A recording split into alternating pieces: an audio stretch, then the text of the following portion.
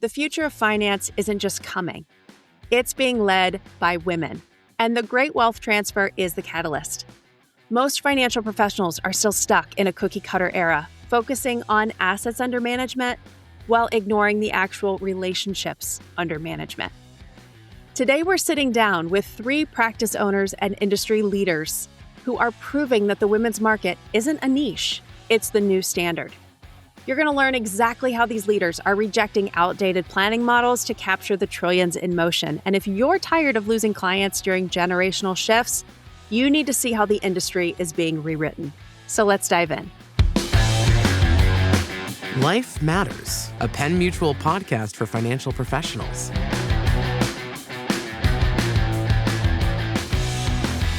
Welcome to another episode of Life Matters, a Penn Mutual podcast. I'm your host, Bill Bell, Vice President of Advanced Sales with Penn Mutual, and I am so pleased that you chose to join us here today.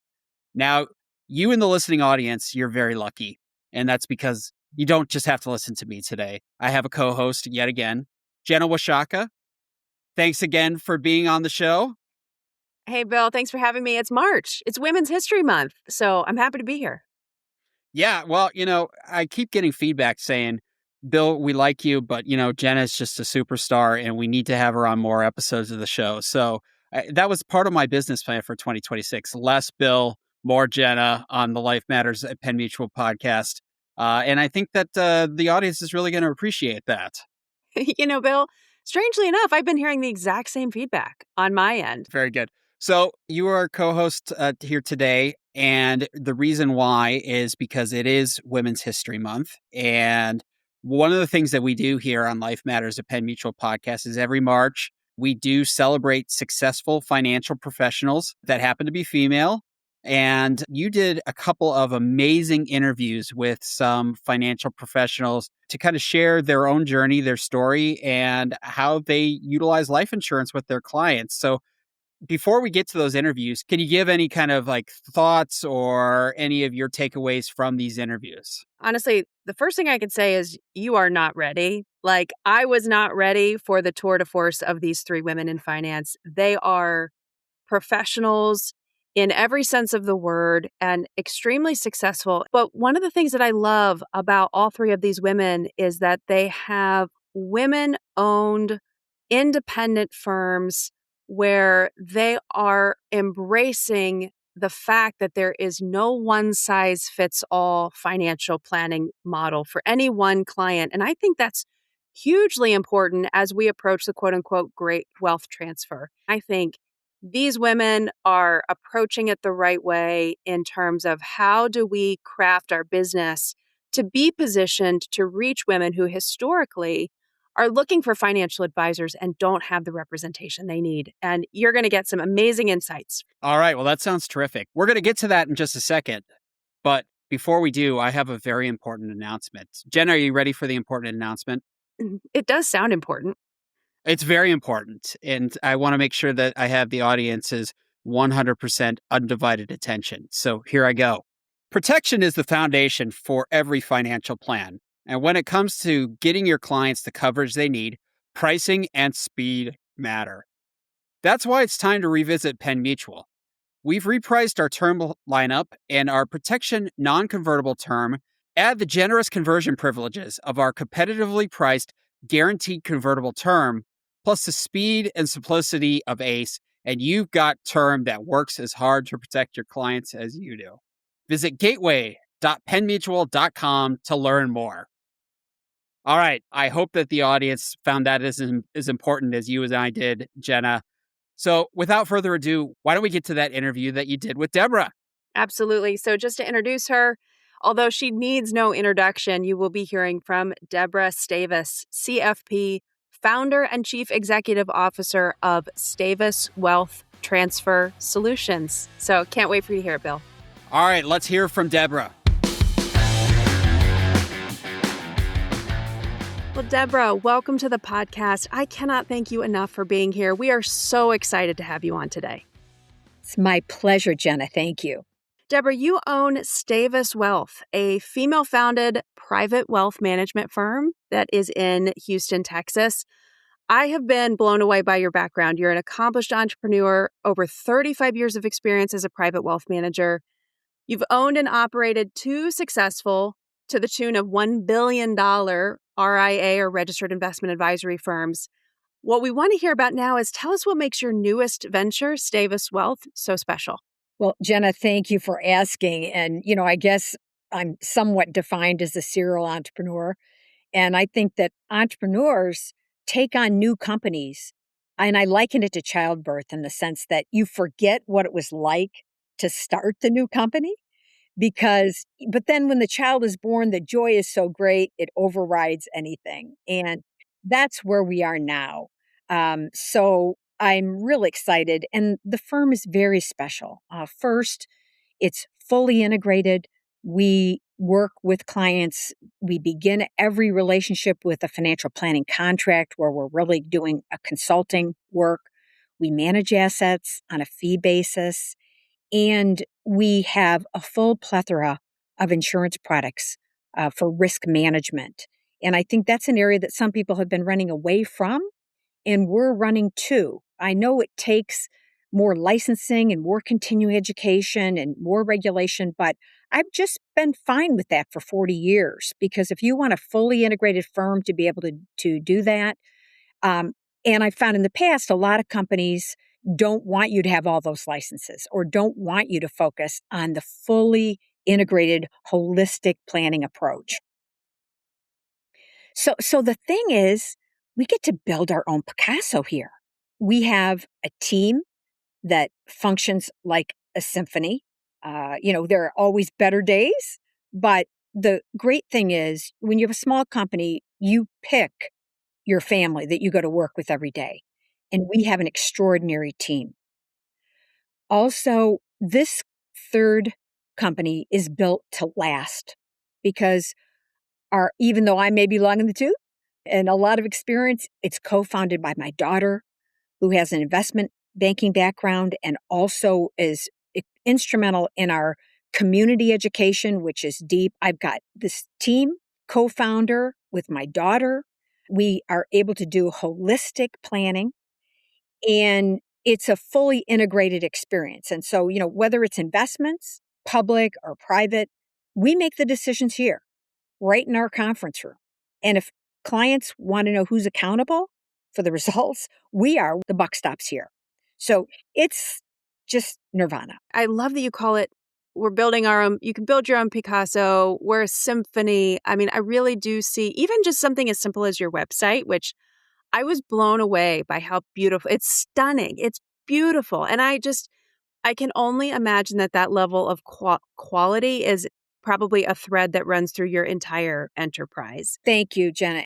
Beautiful isn't always a word that's used when you're describing a financial experience, but in our case, the thing that differentiates any firm is how they build that customer experience. And so we want them to feel like we are curating their financial life, from cradle to grave. You've been extremely successful. Just to rattle off a few, you serve on FFR's board of directors, First Financial Resources. You were recently inducted into the Texas Women's Hall of Fame. You've been featured in the Wall Street Journal, Forbes, Bloomberg. You were the Houston Business Journal honoree of the Women Who Mean Business Award. So many things. Can you tell us, going back in time, I guess, what brought you into the financial services industry in the beginning? We really have to go back now. I was in my 20s, just mid-20s, and I had moved to Houston. My husband's a pediatric eye surgeon, and the job that I was doing in New York was marketing, and I was working with a large PR firm, but I always felt like I wanted to, create something of my own. And I actually looked at positions selling commercial real estate. I had an interest in that. I had an interest, believe it or not, in selling jets. I actually was hired in a job and came to work, and the person who hired me said, "I'm so sorry. I really thought, that we could have a woman. But the more I think about it, I don't want to put you in the wrong position." And I think these are the days of conscious bias. People talk about unconscious bias today, but In the conscious bias days, they weren't afraid to tell you that, and that they were afraid that you were going to have children and you were going to leave and they were going to train and make an investment. And so they were very candid about it. And I went home and talked to my husband, and he said, "You know what, honey? This financial area seems like something the guys have kept to themselves for a long time." He said, "You ought to just see what opportunities there are." And I fell in love with a large company. I had 15 years with a major company. And I was really fortunate to have one of the greatest mentors of all time, Ed Barabee, a very close friend. He still consults with our firm today, but he really made you feel like the sky was the limit. And so I was able to work in a large company, but build my own financial planning practice under that umbrella. And my husband further coached me. I felt in early meetings as a woman that when I went in with a man, they weren't listening. Think this is the 80s, okay? So they weren't listening. And I came home and told my husband, he said, "You know what? Don't go with anybody else. Go yourself.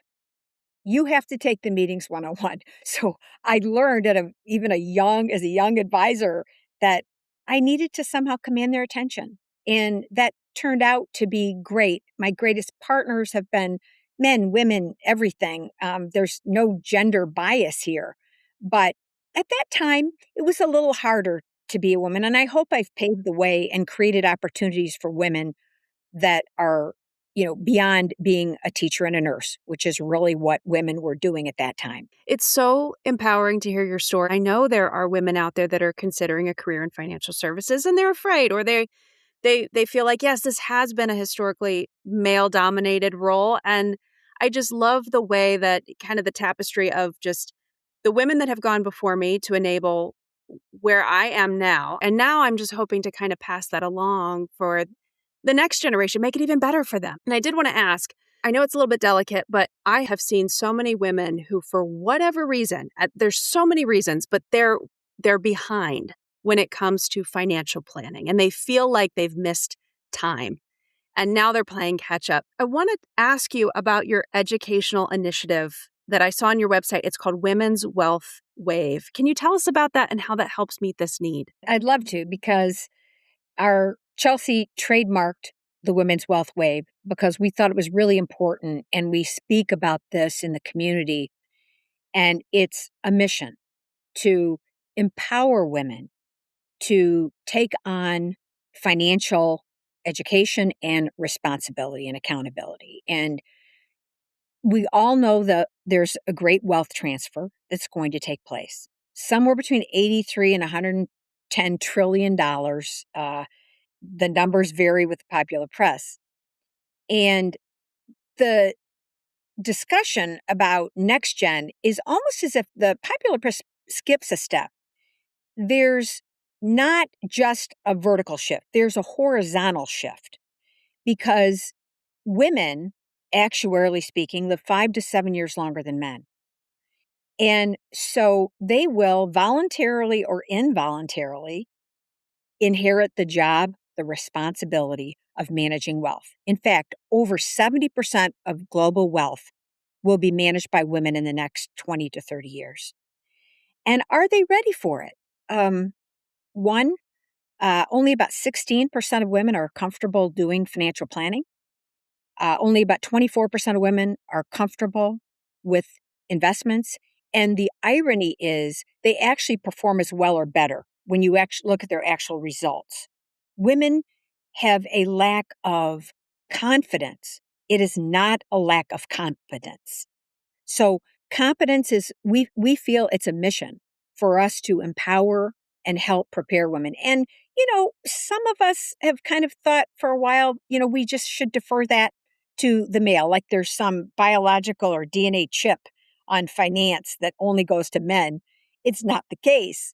But we do have to pick up the anvil, and we do have to take responsibility, because, when it comes to trusts and 709s and 706s and income tax returns, most people, male or female, aren't prepared for this. So we make it our mission to get out there and raise awareness and hopefully bring women to a better place where they feel confident. All the studies say children, for example, get more information and education on charitable gifting from men than women. Women gift more to charities than men. And this is true at all levels. So we've got a lot of good things going for us, but there really is a lack of confidence that needs to be overcome. Absolutely. And in March, this is the month where we always pause and appreciate Women's History Month. And I think it's also I've been hearing so much about the great wealth transfer and how much money it used to be.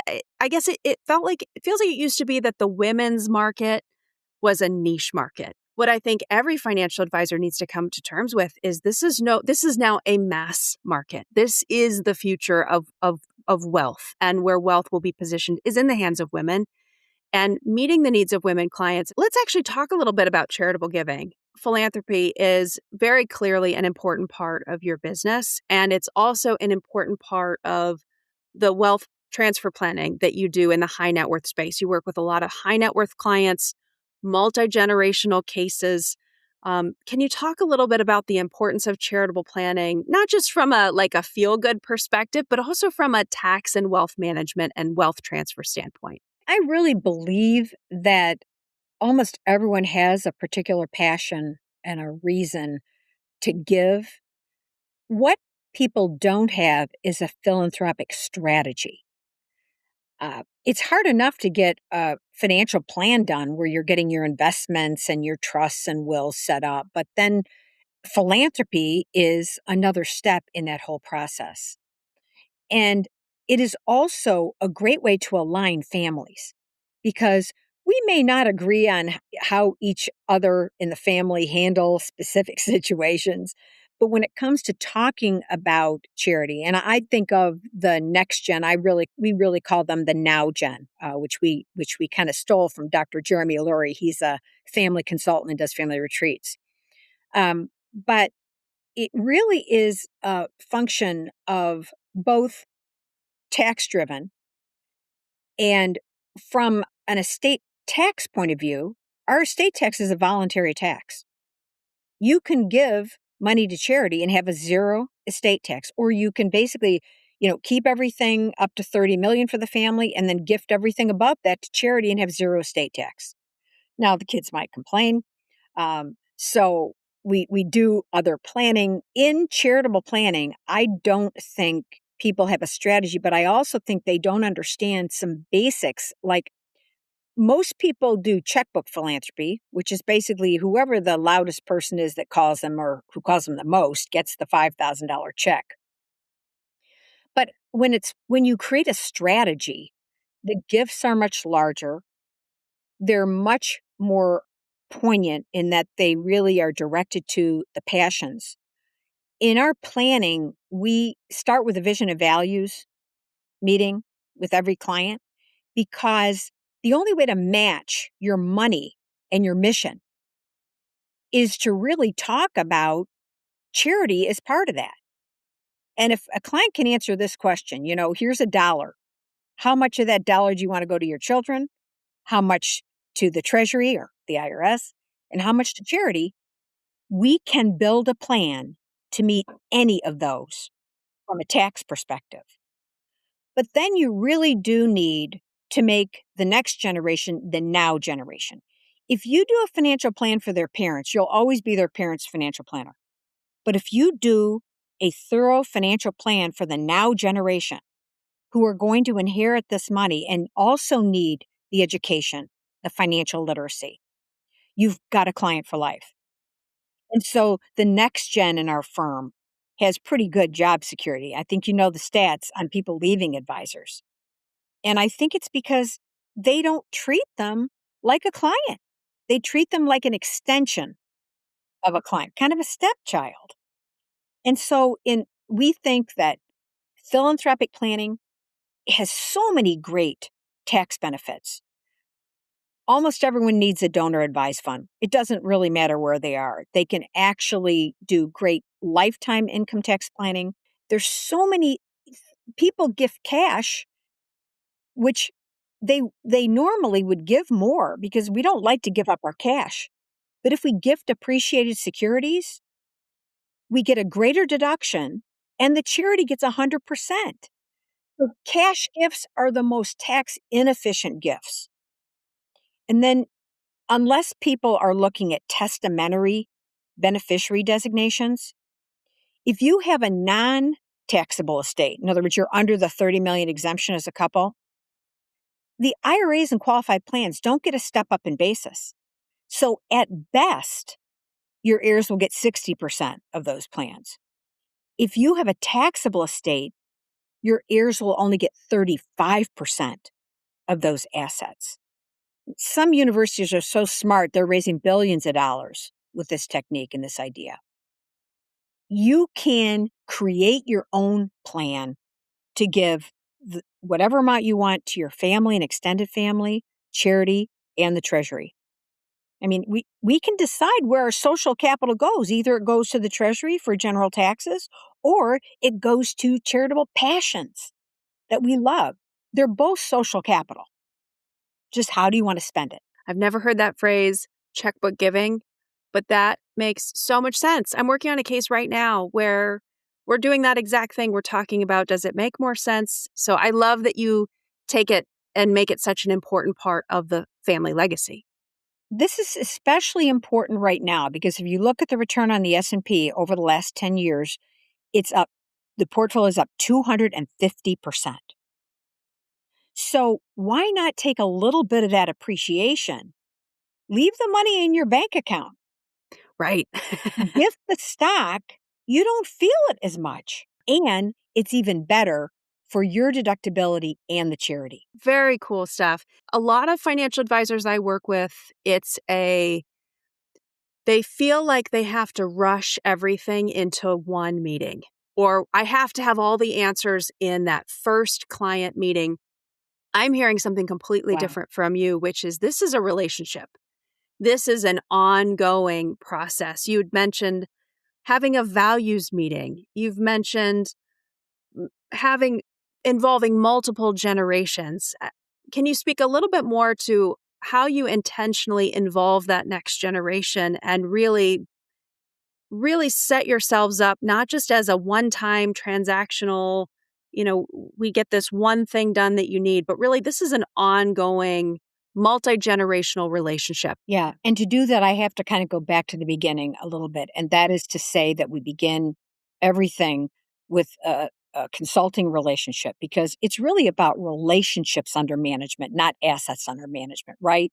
We all want to be effective in asset management, and having good investment performance is the price of entry. But we're managing a long-term relationship, and you don't get everything in a 1-hour meeting.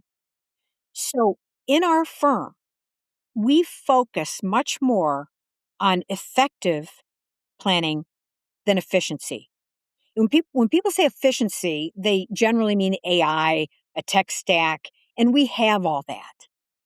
But some companies don't want to be inefficient. Now, inefficiency is that human touch that you can't scale the same way you scale assets under management because it takes time. And so we have about a 6-meeting process in our firm. It starts with the data gathering and vision and values, and it goes to plan presentation. And then after the plan presentation, it's, okay, we've given you 10 ideas. Let's wipe the ones off the table that you don't like, keep the ones you do. And now let's walk through and implement, because a plan without execution means nothing. And so we spend time with their attorneys, their attorneys. We spend time with kids, either doing a financial plan for them, independent of parents, or family board meetings, even better, family retreats, which are a 2.5 day process. So it's soup to nuts. And that's, a lot of people consider that inefficient because, and my clients will say, maybe you're spending too much time with me. And they'll say, and that's why I'm here. I just love it that if I've got something going on in my life that doesn't have to do with whether I'm in European stocks or US stocks, I want to have time to really explore that. And that's how you help clients create dreams. Because, when you're working with a family, you find out, for example, what's the gathering place where people would actually go all the time if there was a house in a certain place. And you find out what people's dreams are. A lot of times we have clients who give their kids assets in trust and make them trustee, and the kids still feel like the trust is an inheritance, that it's not something they can spend today or something they can manage. We need to give them comfort and confidence. So meeting with the Now Gen and having family retreats beyond their own financial plan is critical. So we're not a volume practice. Never have been my entire career. It's more about being efficient with everything we can be, but being effective at the right outcome. Sounds amazing. Honestly, I think about myself in the way, and what's probably true of a lot of women is I like a little extra time to think about things and to make sure that I'm making the right financial decisions, that this aligns with our family values. And there's one thing it seems like we never have enough of, and that's time. And so to really set aside that intentional time to, as a family, think about, I can barely get everyone to agree on where are we going for vacation, in 3 months. So like to how about have picking a movie? Right, How about picking a movie? exactly. Exactly. So I think that's really cool. And it seems like a major differentiator for your firm. Now, Deborah, I could honestly talk to you all day. And I'm so excited for our listeners to hear all of these things. I do want to wrap up with fun questions. I Sure. stumbled across something which, in addition to having what I'm very proud of, feels like a very similar blue shade of suit. We also have something else in common. We were both collegiate debaters, which I think is very niche. Can you tell me, because I know it sharpened my professional skills, how did being on something, I guess, as nerdy or as niche as the debate team shape where you are today? I was so excited when I heard that you were also an academic debater because there's something very special about it. And when I was in college, actually, I was among the very first women that could actually debate. Prior to that, women were only relegated to research. Wow. I was really fortunate in that my coach was really engaging. And I wound up being one of the first women to go to the national debate tournament. And so I had a very long and deep relationship. Started in high school and then, got a scholarship in college. And I think the lesson from debate is that you are forced to research and argue both sides of the coin. Most people have an opinion and then they read things to reinforce that opinion. A debater has to not only research both sides, but often argue both sides. And you might say, well, then that's, you could be wishy-washy because you're looking at both sides, but actually it gives you a deeper commitment to the way you feel and the way you want to behave and how you want to act. And so for me, the research capabilities, I research with a purpose. If I'm sitting down, and I read novels, but frankly, not very much. I'm a debater, and so I'm constantly reading for evidence and something to I have questions, and so Chat GPT and Claude and all of the new tools are really fun. But wow, it forever changed the way my mindset and the way I look at the world. Yeah. The style of debate that my school participated in was called parliamentary debate. I learned the value of not only preparation, but also being comfortable with ambiguity and being able to think on my feet. I just think it's a different way to learn. And it's so hard today with talking heads. Things aren't really black or white, right or wrong. There's a lot of gray there. And so if you're not practiced at handling the gray, you can end up, being extreme on either side pretty easily. Right. Absolutely. Well, Deborah, I seriously cannot thank you enough. This has been an honor to have you on the podcast. We really appreciate you giving of your time today. We always hope that we can share something that, strikes a chord or inspires a thought or a dream. So hope I have done that. Thank you for being such an excellent host. I can say with confidence that you have done that today, and we hope to have you back sometime soon. Thank you, Jenna. All right. Well, Jenna, amazing job. Terrific interview.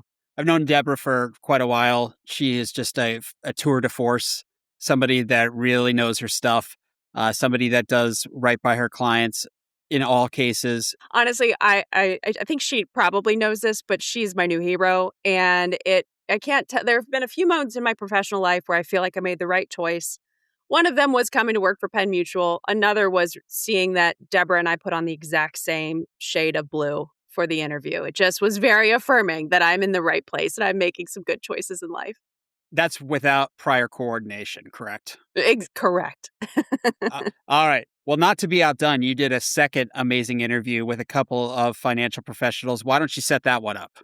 Yeah. So to take this theme of having relationships under management as opposed to assets under management a little bit further, I cannot wait for you to hear this interview with Jennifer and Jessica, a dynamic duo. So it's Jennifer Larson. She has her MED, CHFC, and Jessica Walker. They are co-founders of Wohlstand Wealth Strategies, LLC. And again, just an incredible time talking with both of them. And I'm excited for you to hear their interview. All right, let's roll it. Jennifer, Jessica, thank you so much for being with us on the podcast today. It's so nice having you here with us. Thank you for having us. We're excited to be here. Awesome. Now, in 2023, the two of you started your independent, women-owned firm in New Braunfels, Texas. Tell us a little bit about your firm. I think you have to have a little bit of a history to know, really get a good sense of what our firm is. But I was a teacher for 14 years before coming into this industry, and I went to work for a large insurance firm and had a lot of success early on in that industry, and then went into being into the management side. Well, when I left teaching and went into the insurance industry, one of the things that I think makes our community special is that it is a relationship-based networking community. So there's all kinds of networking groups around town. And I didn't find one that I really thought was great. So I decided, you know what, I need to research and find the people that I know that are serious about their business and who are striving to be successful. And I need to see if they want to start a networking group. And so I had met Jessica through a mutual friend and had known her, over the years. She was the very first person I thought of and the very first phone call I made to say, hey, I'm thinking about starting this group. What are your thoughts? And she said, you know what, this sounds great. Let's do it. And so she and I began a relationship in networking and when I was in this industry and she was in her previous industry. And so that was really the seed of our relationship and how, fast forward, like probably 8 years that now we are actually business partners today. So she fast forward that, and I'll let you tell your story about COVID 2020 and about how that happened and how she came on board. But I went into management, and of course, during that time was always like, you should come work for us. You should come work for us. And eventually it all worked out. So yeah, my husband says that Jennifer is a lesson in tenacity and persistence, and that's exactly what it was. So she's right. She had asked or mentioned a couple times, you should come to work for me. And then I was working in sales, had a great job, loved it, and thought, I will never not be in this line of work until life happens and change happens. And in 2019, we had kind of the rug ripped out from underneath us in our business, and life happened. And so Jennifer came to me in October of 2019 and said, I really would love for you to come to work for me. And in December, end of December, I said yes and found out 2 weeks later that I was pregnant in my 40s, which was a surprise. And like nothing will throw a change in your life like a pregnancy in your 40s. And so it was, such an interesting time because my first week in the financial industry was the first week of COVID lockdowns. So, such an interesting time, but, there's nothing like a woman in a new business and a lot of life happening that you put her back against the wall and she fights. And that's so it was a really exciting time to be in this line of work and my background as a child of entrepreneurs, and having lost a business only 8 months earlier, that I didn't see coming just positioned me to be able to really do well, and Jennifer was with me that entire time. So, one of the great things about us is that our partnership didn't just start in 2023, it started in 2020, and that built that trust, it built, a lot of stability, it built, a great working relationship, and so when it came time to turn this into a business, the same way that she used to say, "You should totally come work for me," I would say, "Hey, I'm starting my own thing. You should totally come with me." And, timing again is everything. Yeah. And that was how Wohlstand Wealth Strategies was born. Yep. Timing. Uh, I'll never forget. I was driving down the road in July. It was like July of 2023. And I was like, you know what? I think I'm done being a manager. I really don't like this very much. And I called Jessica and was like, hey, you know how you always say you should come work with us or we should start this thing together? I'm like, how serious were you? And she says, come on in. The water's good, and so we started having real conversations about that. And that's how the conversation really started about us forming our own group. So amazing. Amazing. I love that story. Just hearing your story, I feel like just uniquely positions you to be able to understand clients and meet them where they're at. That not everyone's going to have the same story and not everyone's going to have even the same goals from a financial planning standpoint. One of your mantras is no two clients are the same. And I love that. Can you tell us a little bit about what that means to you? And in particular, when you're working with women clients, how that might change from one client to the next in terms of your recommendations that you're making? Yeah. Well, I think one of the things that makes Jennifer and I work really well together is that we do come from very different backgrounds. We bring different specialties to the table. We've had a lot of life. I mean, we both started in this business in our 40s. And so we've been through a lot. And we'll sit down with clients and very transparently say, there is nothing that you can bring to the table that we have not either walked through personally ourselves or we have helped somebody else go through. So if there's any stress or any baggage that you feel like you're bringing to the table, just leave it there and you can start to see the walls come down. And really specifically with women, we being women, both of us are the financial, leaders in our home. Like we're the ones doing the books and paying the bills. And what we're finding is that there is so much prevalence in that now, that we always tease. We're like, the man may be the head of the house, but the woman's the neck. Like we're the ones that are making these decisions. And so really tailoring our views and making sure that when women come into our office, they feel very seen, they feel very heard, they feel very engaged. We are asking them questions. And that's a really different experience than a lot of them have been used to. And we want to make sure that we provide a place that is comfortable for everybody, that they don't feel intimidated. And I think that's a lot of reasons specifically that women don't seek financial advisors is because they feel intimidated. And we want to take that piece out of it and create an environment where they feel empowered and they feel comfortable knowing what it is that we've recommended and that we're planning for them and that they're as engaged in the process as they want to be. And honestly, I think when it comes to your firm, the rest is history. I mean, you both have been tremendously successful and you're both successful financial advisors. You've both been $1 Million Roundtable or MDRT members. You both have received several awards. Jennifer was just named one of Forbes' top best in-state financial security professionals for Texas in 2025, which is amazing. What are some of the intentional things that you've done along the way And what do you think that you would recommend to another female financial advisor that's interested in kind of following the path that you've been on? Yeah, I think that we have been intentional about networking and being involved in our community. When we talk about networking and like building a clientele and building a client base, and try to put us in a position where we are the people that are either the organizers or kind of the difference maker, if that's so to speak, in the community. So Jessica's the chair of the Women's Business Alliance, so that's an offshoot of the chamber. She's in front of that group once a month,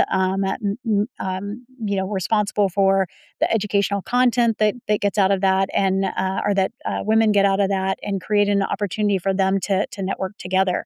I Instead of recreating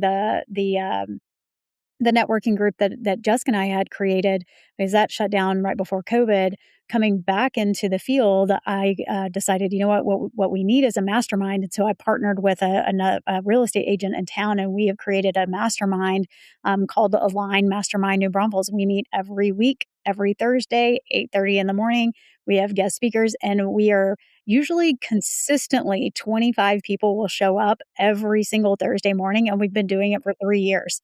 Um, and so, but I always, I used to teach my agents this, and I try to practice what I preach, but be the person that people go to see, not necessarily the person that just goes to things. Right. So be the organizer, create the seminars, create the mixers, partner with people in the community, and give yourself an opportunity to be seen, and to be seen doing good work and valuable work for the community. Yeah, and I'll add one thing to it, and I think this is something that we really strive. My dad had taught me from an early age that it's all about the customer experience. And so we work really hard to make sure that the client experience is a strong one and it's good and it's memorable. And so we do things specifically to make that a point, because we know as well, and again, we live in a small town, word gets out fast on a good experience or a bad one. And so we want to make sure that the client experience really is something that is worthy of being talked about in town. And we want to make sure a huge part of our business is referrals. And I think a lot of that goes back to the fact that we want to make sure that when people walk in the door and when they walk out, that they're better. Mhm. Yeah. And I think also being like putting ourselves in these positions where people see us consistently.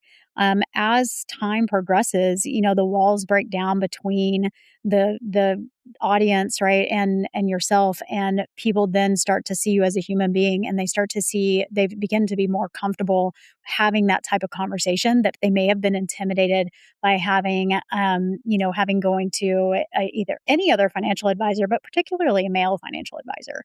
No, I was going to say too, I mean, education's huge for us, Mm. and we want to be the people, we want to be known as the people in town that know what's going on.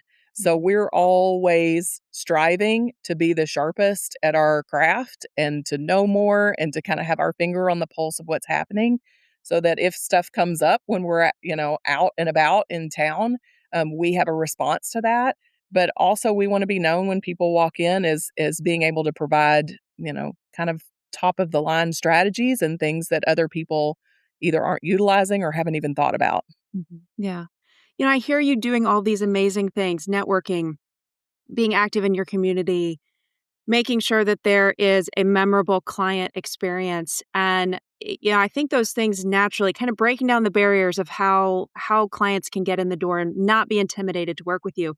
I think all of those things open the door to more female clients, but you're doing them for all clients. And I love that. And I don't know, just hearing you talk about the ways you're trying to make your practice more accessible, it makes me think about, I've been reading a lot about the great wealth transfer and how we used to think about the women's market as more of a niche market, but now we're talking about trillions of dollars going into the hands of women and just what that will look like. And I think you are doing an amazing job of breaking down some of those barriers and being available for those clients. Jessica, you had mentioned this at one point. I know your firm focuses on complex business succession planning and legacy planning, and your parents were entrepreneurs. How did having business owner parents shape your understanding of working with business owner clients and really understanding their needs? It was completely foundational as to kind of how we work our business and all these processes and methodologies and just the way that from start to finish, making sure that your service, your product is always getting better, that you are always getting better. And again, with the client experience, it just your a business is they rise and fall with that piece of it. And so for one, it was I think one of the beautiful things, especially as a woman, is growing up seeing successes and failures in business and knowing how to gracefully navigate those waters. There were businesses that my parents did all the way from real estate brokerage firms to Christmas retail stores to, I mean, you name it, they have done it. Some have been great and some have been not so great. But seeing the consistency and the persistency in just knowing how to figure things out and pivot when times get hard, I think that it was exactly those reasons why I was successful in this line of work during COVID, is that I was in a position to be able to help peers that were business owners be able to go in and solve problems that are headed their way that they never saw coming, that they never expected to, to be able to navigate, to be able to be the problem solver in that was extraordinarily helpful. But also just in our line to go, okay, we have lived it, we have breathed it, both of us. And to be able to have the understanding with business owners when they come in and they're talking about, inconsistencies in salaries and how do we work with, hiring piece and how do we need to structure our businesses and things like that. It just allows us a platform that not a lot of other people are privy to. And I think that it's able to set us apart. That's fantastic. I love what you said about entrepreneurs. I had a mentor tell me one time, it's okay to fail as long as you're failing forward. And that has stuck with me. That I was like, okay. Yeah, and I think as business owners and as moms, I mean, I think I've talked a lot about what happened with us in 2019 and what kind of propelled into this business is that I think it is a great gift for your kids to see you fail and get back up. Mm. Like, I don't think that, I think a lot of us as parents are scared to fail in front of our children. And I'm like, no, no, no. What a blessing that is to teach that and to let your kids sit back and watch you rise up out of that. All right, Jennifer, next question for you. Yeah. So you have a master's in education. You were a teacher for 14 years. How does that background as an educator help you when you're educating clients about financial planning? So I always had this interest in doing something other than education, but I just didn't know how my skill set translated.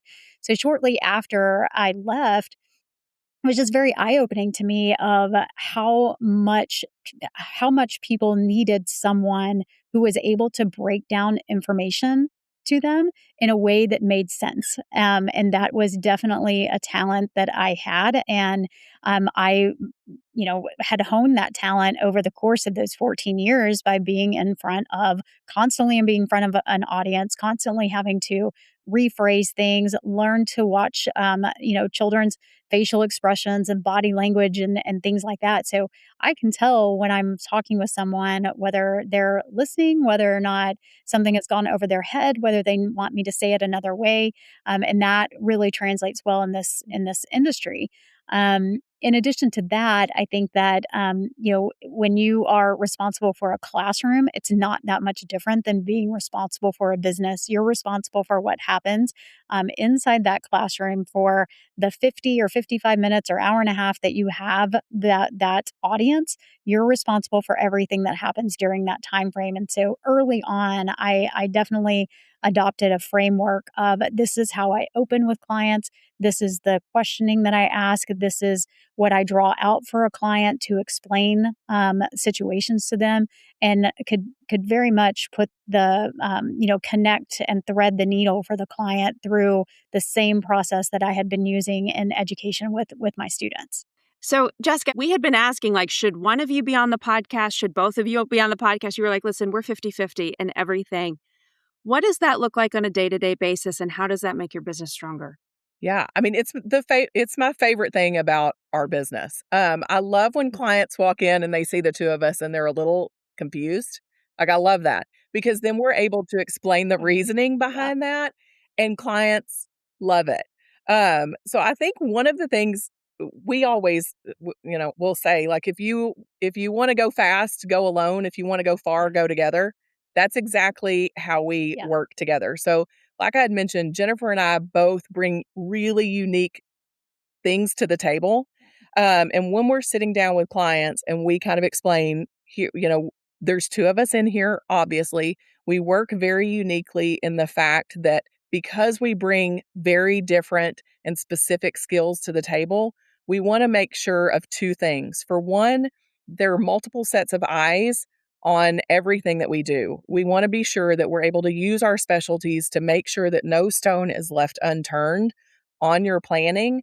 But also, we know life is crazy. And if at any time you have questions on your plan or what's going on and you call our office, we want to make sure that someone is able to answer your question quickly. So we want to know what's going on with clients. We want to be sure, again, that we have made every effort to bring the, whatever is exciting in the industry. We want to make sure that nothing's being missed. And we want to make sure that like Jennifer had mentioned, being able to kind of watch that dynamic in our business. If Jennifer is doing a presentation and she's talking about something and I am able to sit back and go, okay, we've lost them, or they're not getting it, or we need to explain that, I'm able to jump in and vice versa. So there's a lot of yin and yang in how we're able to work collectively together. There is a massive amount of trust. I was just going to say that. I'm going to interrupt you right there because I do think that one of the things that is important to know is that the dynamic exists because of the trust that we have in one another. Like, I know that it doesn't matter, like, if I'm in a meeting or out of a meeting or what it doesn't matter who that client is, that I can walk out that door and that client is going to be taken care of as well as if I were taking care of them. And Jessica would feel that same way. And so I know that the recommendations that she would make would be the same as the ones I would make. The questions that she would ask herself or ask a consultant would be the same types of questions. I don't know how that kind of relationship happened, but it was very evident early on that we had a synergetic chemistry when it came to thought process and client care and that kind of thing. Yeah, and the clients have loved it. I mean, Yeah. I think it's interestingly enough, kind of they light up when we give them the reasoning behind the method behind our madness. They love it because ultimately, at the end of the day, they just want to make sure they're taken care of, and so do we. Yeah. Plus, it's more fun. It is. I mean, it really is more fun to have a partner. I would not want to do this business alone. You are a power duo, to be sure. And speaking of a team approach, I know you recently joined the team at 1847 Financial and HTK, which is our broker-dealer. Real quick, what are you most excited about to be working with the 1847 team and HTK? Okay, so I love to say if you're the smartest person in the room, you're in the wrong room. And I think when we came here, we knew we were in the right room. Yeah. The collaboration and the generosity that the advisors have had to share with us has been unlike anything that we have ever seen. The willingness to do whatever it takes to see us be successful has been absolutely refreshing and so much fun. And we have learned so much. And it's also made us realize how much more we have to learn. Yeah. So it's exciting to be a part of it. It's exciting to be on the growth end of that. But we're really blessed and very excited to be the recipients of a lot of generosity that's been coming our way. Yeah. And I think that it's for the clients, it's just there's so many more options and resources for them that we didn't have access to before. And I love that HTK is a dynamic company. They're still moving and growing and changing and adapting, which is very important when you're in this type of industry. And so many of the financial companies are they're so set in their ways or so conservative or whatever. They're so whatever it is for them that makes them sick that it's almost impossible to get anything done. And we have been very happy with their ability to be flexible and to not only get us the things that we need access to, but the things that our clients need as well. Well, we always like to wrap up with some fun questions. Jessica, I know you are a phenomenal singer. And if the two of you are singing karaoke, let's say the two of you have to go up on stage together, have to. What song are the two of you going to be singing? Okay, so listen, a little unknown fact about me. Jennifer knows this, but I used to karaoke shark my way through college. That's how I had my spending money, as I would go to karaoke contests. I mean, I know that the accent probably throws you, but any kind of like old 90s country or super old country would be my karaoke pick. Amazing. Well, the two of you, thank you so much for being on the podcast. It's been an absolute joy. Really appreciate your time and you sharing with us. Thank you. Wow, Jenna, you weren't kidding. I was not ready for that. A tremendous interview. Any takeaways that you have or anything that you want to share here on the back end of that amazing interview? Yeah, I love what Jessica said about if you want to go fast, go alone. If you want to go far, go together. And I think that's such a beautiful way of describing, I think, so many aspects and facets of this industry. So I could not be happier with how those interviews went. It was such an honor to talk with all of them. All right, well, one last thing. We've been talking a lot about the great wealth transfer. What better way to learn about how to help your clients with a great wealth transfer than our revamped wealth transfer resources and estate planning tools, which are available on Gateway. So if you haven't been to Gateway in a while, check us out. That's gateway.pennmutual.com. So check it out. All right. Well, let's wrap it up here. First of all, thank you again to all of our guests. Thank you, Jenna, for being the co-host. Thank you to Deborah, Jessica, and Jennifer for being our guests on this episode of the show. If you have any questions for anybody associated with the show, you can send us an email to lifematters@pennmutual.com. Again, that's lifematters@pennmutual.com. That's a special mailbox that only I have access to. And I do respond to every email that I get there. Again, one last time, lifematters@pennmutual.com. If you haven't been to the Penn Mutual YouTube channel, I just got to say I'm just sad for you at this point here because you are missing out. We put out a lot of content on the Penn Mutual YouTube channel, and if you haven't subscribed, you're missing out. So go to YouTube, just search for Penn Mutual in the search box, log out of the channel, smash that subscribe button, and check out all the great stuff we have there, including episodes of this show. Speaking of this show, if you haven't subscribed on Apple Podcasts or Spotify or wherever it is that you get your podcasts, make sure you do so today so you don't miss any future episodes. And then finally, speaking of Apple Podcasts, that's still our biggest distribution method for the show, although YouTube is quickly catching up. But if you do listen on Apple Podcasts, stop by and leave us a review. A star rating only takes a few seconds. A written review helps even more so. Ratings and reviews help to boost visibility of the show within the Apple Podcast algorithm. And in fact, Jenna told me that if you leave a written review, she'll be your best friend. That's always a offer that I make to everybody, but you'll have two best friends rather than just one if you leave a written review. So Jenna, thanks again for joining us here today. Thanks for having me, Bill. So for Jenna Washatka, I'm Bill Bell. Thanks for joining, and we'll talk to you again soon. Thank you for watching. If you enjoyed this video, don't forget to hit that subscribe button and turn on notifications so you never miss an update.